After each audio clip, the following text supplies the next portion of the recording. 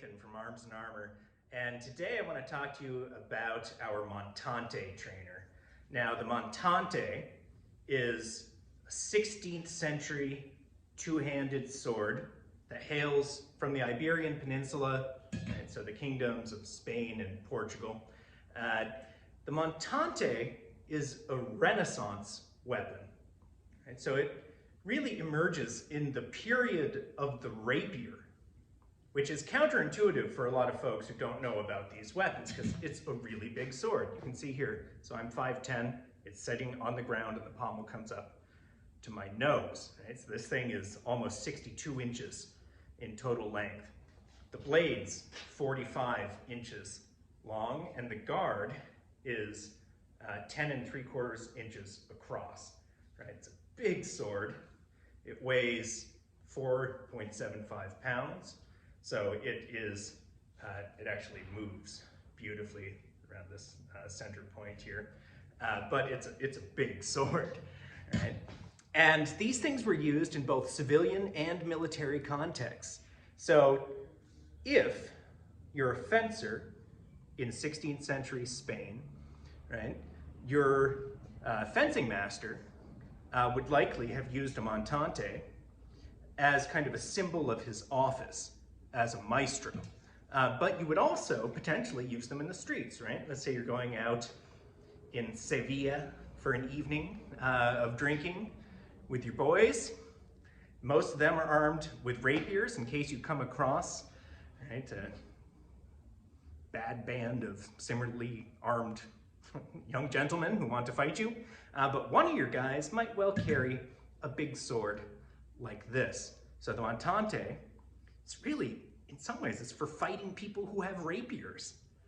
Right? So if you get a bunch of guys with rapiers and one person with this big sword, you can really move it around you and you can control the whole street with one of these things. In fact, the manuals from the period, like Figueroa, that tell you how to use this sword really emphasize this. We're controlling space for these big cuts. It's fundamentally different from a longsword in that kind of way.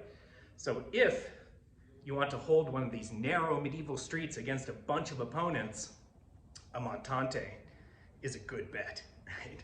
So this particular one that we make is based on the specs and the handling dynamics of an original 16th century sharp sword that's in a private collection in Spain. We developed this to move, right? To move readily and to continue to move through these kinds of cuts. It's an extremely powerful weapon, but it takes a lot of nuance to use it. Its dynamics are beautiful, right? It's got enough flex in the thrust to be reasonably safe, and enough rigidity to actually bind and be moved around. Some beautiful detail here on the pommel. It's got a hardwood grip, like all of our swords, with a leather covering on it. Right? So for this leather, we stitch a leather tube, coat it with beeswax, and then heat it so that it shrinks on to the wooden core, which is a historical method of putting these things together. We've also got a nice little detail here on the quillen block of the sword. And these big two-handers often had a set of spikes or projections on the blade that form a ricossa on them, right? This seems to have been used mostly in parrying and in half-swording, using this as a spear essentially, and it's really characteristic of these big two-handed swords. Check it out on the link. We have some more discussion, links to period manuscripts and some photos of originals on our blog, so check it out.